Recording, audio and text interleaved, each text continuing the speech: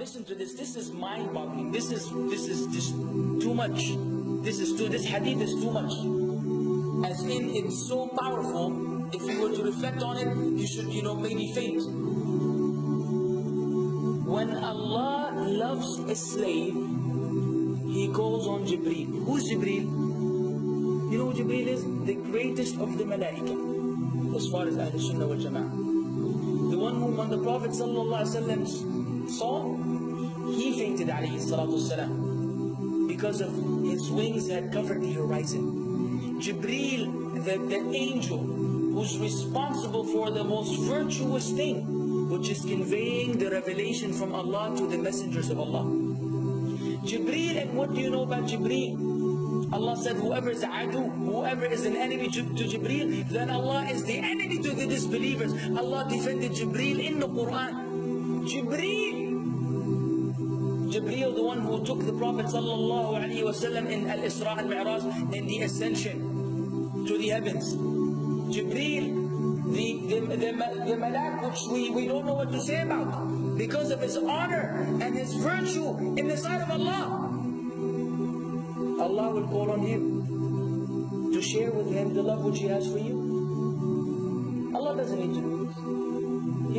He could not do this, but Allah likes to do this, so He does it. He says, I love Fulan. Now I want you to think that Fulan is you. Whatever your name is, Ahmad, Mayru, whatever your name is. Imagine Allah above the heavens, above the throne, in His greatness and His majesty, which is beyond our human comprehension, calls out to Jibreel to inform him that He loves you. And not only that, فَأَحِبَّهُ, then He commands Jibreel to love you also. So Jibreel now loves you. Allah and Jibreel love you. But it doesn't end there. Jibreel then will call upon the inhabitants of the Sama. Who are they? All the Malaika. How many? We can't even count. Trillions and trillions of Malaika which Allah created beyond our, again, human comprehension. All of them are commanded simultaneously to love you. First Jibreel says, Allah loves Fulan, so now you have to love him. Then all of the angels in the heavens love you. Then Allah will place acceptance for you on earth. So people will love you. Not everyone. You may be saying, why do I have enemies? People who love the Sunnah will love you. The people who love Allah and His Messenger will love you. The people who are upon the correct aqidah and methodology will love you. Other people may hate you because of a problem in them, not because of a problem in you. Because you may say, well, this facet, this evil, this obedient person doesn't love me. Don't expect him to love you. He loves people like himself. Who will love you? Righteous people. Righteous people. Well, they don't know why. They don't even know why. You've never even given them $1 or a rial or a pound. You've never done anything for them. Maybe you scream at them. Maybe you do other things. It's Allah. Why? Because Allah had loved you first, then Jibreel had loved you first, then the Malaika loved you afterwards, and Allah put acceptance for you on earth, so people have no choice but to love you. We ask Allah to make us among them. Now what better than that? What else do you want? What else do you want? What? If you're a person whom Allah loves, in every movement you go, you do, you stray, you sleep, whatever you do, you are among those whom Allah loves and Jibreel loves and the angel loves. What else do you want, ya akhi? You're guaranteed success in this life and in the life to come. Guaranteed. No way Allah will punish you. No way. No way Allah will punish someone whom He loves. But the hadith doesn't stop. The hadith has a very saddening continuation, which we should seek refuge with Allah from. وَإِذَا أَبْغَضَ عَبْدًا, and if Allah hates a slave, He also calls on Jibreel. And He informs Jibreel that He hates this person. So He will command Jibreel to hate this person. Then Jibreel will tell the angels to hate this person. Then Allah will put hatred for him on earth. La ilaha illallah. Imagine you walking upon the planet, the face of the earth which Allah created, while Allah hates you, and the angels hate you, and Jibreel hates you, and the righteous people hate you.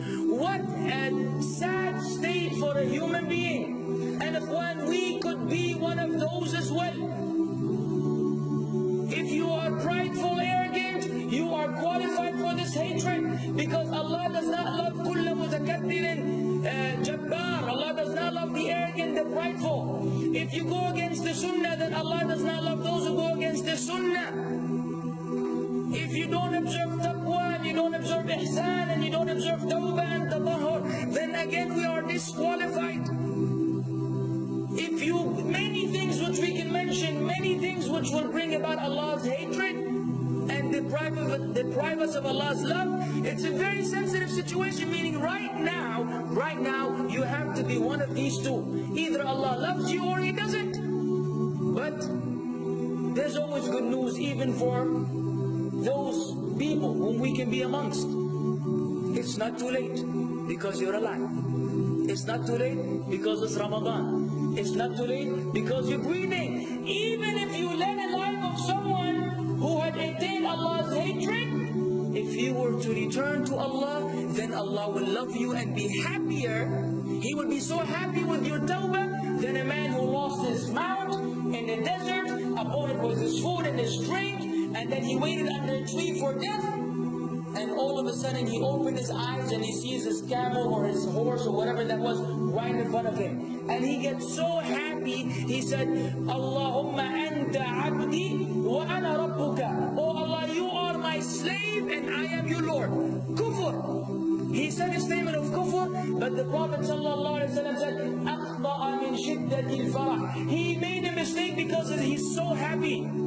You know when you're so happy that you may say things against what you want to say? When you're so happy that you just, you say words that mean nothing to anyone? Allah is happier when you return to Him than that person.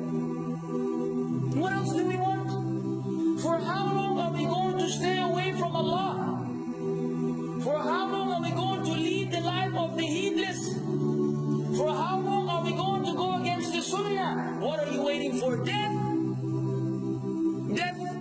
حتى إذا جاء أحدهم الموت قال رب ارجعون لعلي أعمل صالحا فيما تركت كلا. Until when death comes to one of them, you say, oh Allah, allow me to return so that I may do good in that which I left behind. And it will be said to him, no, it's only a word. إِنَّهَا كَلِمَةٌ هُوَ قَائِلُهَا. It's nothing but a wish and a word he will have. It will not be fulfilled.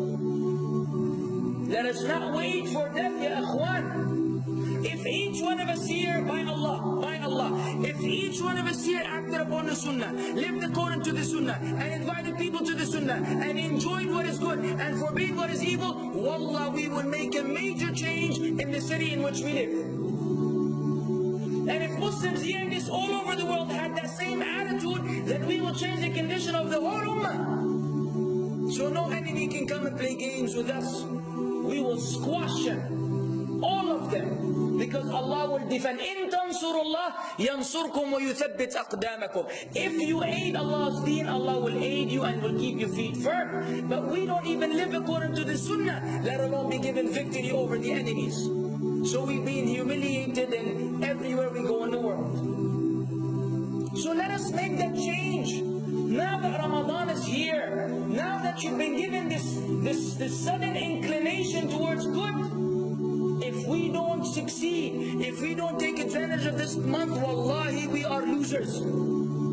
If Ramadan ends and you are the same way you were before Ramadan began, then one of us is a loser. If we don't return to Allah after Ramadan, then we are losers as well. So tonight, bi'idhnillah, always on our mind, attaining Allah's love, acquiring Allah's love, searching for the sunnah and acting upon it whenever we are able to do so.